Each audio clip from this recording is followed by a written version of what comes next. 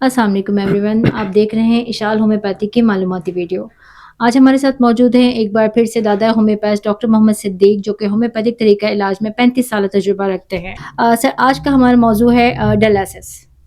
Sir, पहले तो मुझे ये बताइएगा कि डायलिसिस है क्या और क्यों होते हैं? जी, बहुत अच्छा सवाल है। डायलिसिस ये गुर्दों को एक मशीन के ज़रिए वाश करने का नाम डायलिसिस है।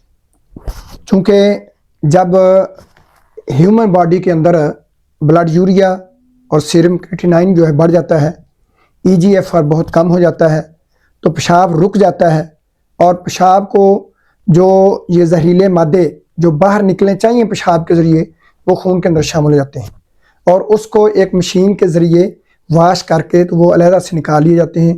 इसको डायलिसिस कहते हैं। सर, मज़ीद बताइएगा कि ऐसे मरीज़ों की शुरुआती अलामात क्या होती हैं, किन मसाइल का वो शिकार होते हैं?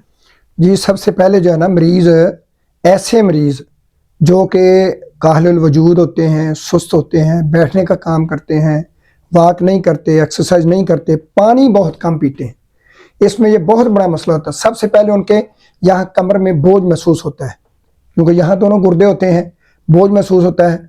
पेशाब वो जलन के साथ, दर्द के साथ, तकलीफ़ के साथ आना शुरू होता है और पेशाब कम होता है। जितना पानी पीते हैं उतना पेशाब नहीं आता और इसी तरह से वो अपने आप को अनईज़ी फील करते हैं। लेकिन पाकिस्तान में ये अनईज़ी फील करना तो ये कोई ऐसी ज़ुबान ही नहीं है, जो मर्ज़ी हो जाए कहते हैं चलो चल सो चल। पता उस वक़्त चलता है जबकि उनका ईजीएफआर इंतहाई डाउन हो जाता है और क्रिएटिनिन बढ़ा हुआ होता है, ब्लड यूरिया बढ़ा हुआ होता है, आँखों के सामने उसके धुंधलाहट शुरू हो जाती है, वॉमिटिंग शुरू हो जाती है और वो गिर जाता है। तब उसे पता चलता है वो मैं तो बीमार हूँ। लिहाजा ये इसकी इब्तदाई अलामात से अगर इसको कंट्रोल कर लिया जाए, अपने पानी पर चेक किया जाए, पेशाब पर चेक किया जाए, पानी के साफ सुथरा आ रहा है, क्या इस जगह पर कोई बोझ वगैरह गुर्दों की कमर की जगह पर तो नहीं हो रहा। अगर इन अलामात को मद्देनज़र रख कर अपनी खुराक, खाना पीना, उठना बैठना, सोना जागना, चलना फिरना, इसको अगर बंदा कंट्रोल कर ले तो ये नौबत ही नहीं आती है। सर, मज़ीद ये बताइएगा क्या होम्योपैथी किसे रोक सकती है? जी, अल्हम्दुलिल्लाह, अल्लाह रब्बुल इज़्ज़त का ये बहुत बड़ा एहसान है कि जब मरीज़ इसको सीरियस नहीं लेता, गिर जाता है, वो जाता है इलाज करवाने के लिए। अब उसको सबसे पहला ये कहा जाता है कि लेबॉरेटरी टेस्ट करवाओ। लेबॉरेटरी टेस्ट आते हैं उसके एबनॉर्मल, फिर उसको कहते हैं कि आप जब तक ये डायलिसिस नहीं करवाएंगे आप कभी ठीक नहीं हो सकते, लिहाजा वो डायलिसिस पर आ जाता है। अब उसके बाद तमाम दुनिया के तरीक़ा है इलाज जो है वो आजमाने के बाद मरीज़ इंतहाई बेदिली के साथ और ट्रायल के तौर पर चलो हम होम्योपैथी को चले जाओ, वेख लेने वो ही करता है। तो अब उसने बेचारे ने क्या करना है, भी करना तो अल्लाह रब्बुल इज़्ज़त ने है। आप पूरी दुनिया में जहाँ भी चले जाएं शिफा तो अल्लाह ताला ने देनी है। तो अल्हम्दुलिल्लाह हम तो आपको कह रहे हैं बार बार कि ये एक फितरी तरीका इलाज है। जैसे डायलिसिस चल रहे हैं, यकदम डायलिसिस छोड़ने से नुकसान भी हो सकता है। हम उसका तरीक़ाकार ये अपनाते हैं कि उसको होम्योपैथिक जो है वो रेमेडीज़ जो है उसकी सिम्टम के मुताबिक, चूँकि ये सिम्टोमेटिकल ट्रीटमेंट है, इसमें जो है वो उसकी वजह कोई भी हो, क्योंकि बाकायदा 8 काजेज़ जो हैं वो ग्लोबल विलेज के अंदर, वो इंटरनेशनल प्रोटोकॉल के अंदर, WHO के प्रोटोकॉल के अंदर 8 काजेज़ हैं उसकी, और फिर उसकी आगे टाइप्स हैं।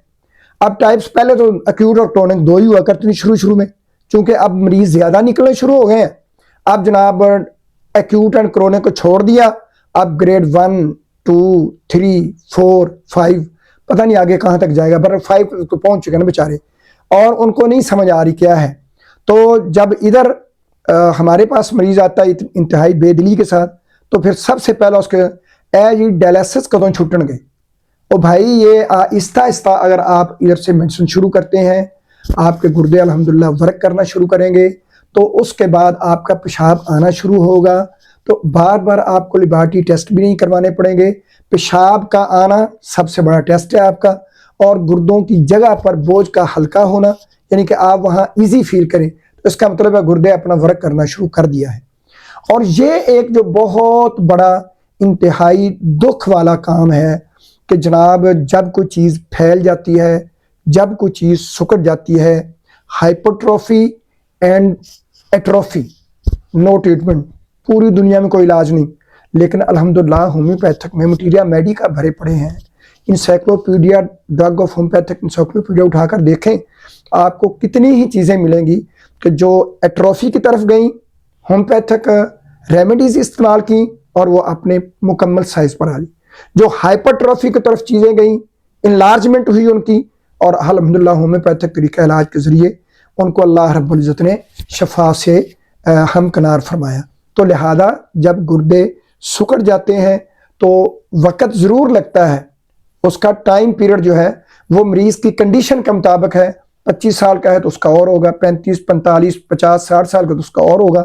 لہذا باقاعدہ طور پر انڈین انٹرنیشنل پروٹوکول کے اندر یہ لکھا ہوا ہے کہ 70 سالہ عورت کے گردے جو ہیں وہ فیلئر کی طرف چلے گئے، اس کو ڈاکٹر کہہ رہے ہیں ڈیلائسس کرو، اس نے ڈیلائسس نہیں کرایا، ہومیوپیتھک پروٹوکول کو استعمال کیا، وہ جتنی دیر بھی زندہ رہی وہ اس میڈیکیشن پر، اس علاج پر، ہومیوپیتھک علاج پر اپنی اس نے زندگی کے دن پورے کر لیے، ڈیلائسس کی طرف نہیں گئی۔ تو لہذا یہ ایک پروٹوکول ہے ہومیوپیتھک کا، چونکہ ہومیوپیتھک ڈاکٹر تھوڑے ہیں، ہومیوپیتھک ریسرچ سینٹر نہیں ہے، ہومیوپیتھک کے مریض بھی ظاہر پر تھوڑے ہوں گے، پھر تو ان پر علاج جو ہے وہ اگر نیک نیتی سے انتہائی اخلاص کے ساتھ مریض جو ہے وہ معالج کے ساتھ کوآپریٹ کرے، اور معالج جو ہے وہ الحمدللہ اپنی تمام فنی صلاحات ہیں، جتنی اس کی استطاعت ہے، اس کو بروئے کار لا کر اپنے رب پر یقین کامل کر کے اس کو اگر دوائی کھلاتا ہے تو انشاءاللہ وہ ڈیالسس سے واپس آ سکتا ہے، اس کے کڈنی دوبارہ کام کرنے اللہ کے حکم سے شروع کر دیں گے، اور وہ نارملائز زندگی جو ہے وہ بسر کرے گا انشاءاللہ۔ سر کیا ہومیوپیتھک محفوظ، مؤثر اور تیز طریقے کا علاج ہے؟ الحمدللہ ہومیوپیتھک طریقہ علاج جو ہے یہ فطری ہے، قدرتی ہے، یہ انسانی طبیعت کے مطابق ہے۔ چونکہ ہم نے وائٹل فورس کو اپروچ کرنا ہے، وائٹل فورس ایک ایسا اللہ رب العزت نے جو ہے وہ جس میں انسانی کے اندر ایک ایسا نظام رکھا ہے جو پوری باڈی کو کنٹرول کرتی ہے۔ ہماری دوائی وائٹل فورس کو جا کر جو ہے وہ اپروچ کرے گی، وائٹل فورس جو ہے وہ گردوں کو اپروچ کرے گی۔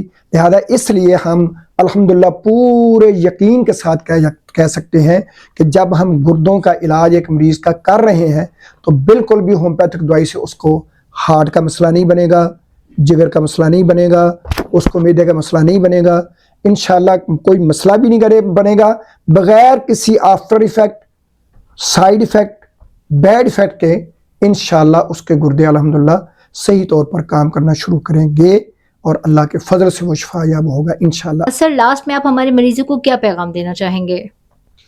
ہم سب سے پہلے تو مریضوں کو یہی پیغام دینا چاہتے ہیں جو کہ کرونک کڈنی ڈیزیز کے مریض ہیں، کہ وہ یہ بیماری آنے سے پہلے ہی اپنے آپ کو کنٹرول کرنے کی کوشش کریں، ڈائٹ پلان کے ساتھ، سونے کھانے پینے جاگنے کو اس کا رول آف ریگولیشن ہے، اس کو تھوڑا سا چینج کر لیں اگر کوئی زندگی میں ایک تبدیلی محسوس کر رہے ہیں۔ لیکن اگر جب ایک سر پر مصیبت آنی پڑی ہے تو پھر وہ کوشش کریں کہ کوئی ایسا طریقہ جو ہے اس پر ایسے ٹریک پر چلیں جس میں ان کا نقصان کم ہو، فائدہ ان کو زیادہ ہو۔ اور الحمدللہ ہومیوپیتھک فطری طریقہ علاج ہے۔ ہم تمام ایسے گردوں کے مریضوں کو یہ پیغام پہنچانا چاہتے ہیں اس ذریعہ سے کہ وہ اس محفوظ اور فطری طریقہ علاج کو جب اپنائیں گے تو انشاءاللہ اس کا نقصان ان کا بہت کم ہوگا، فائدہ الحمدللہ زیادہ ہوگا، وقت بھی بچے گا، انشاءاللہ ان کی معیشت بھی جو ہے وہ کمزور نہیں ہوگی، معاشی طور پر بھی وہ پریشان نہیں ہوں گے، اور ان تمام پروسیس سے گزر کر الحمدللہ وہ شفا یابی کی راہ پر گامزن ہوں گے، اور اللہ کے فضل سے صحت مندی والی، تندرستی والی، شفا یابی والی زندگی بسر کریں گے۔ السلام علیکم ورحمۃ اللہ وبرکاتہ۔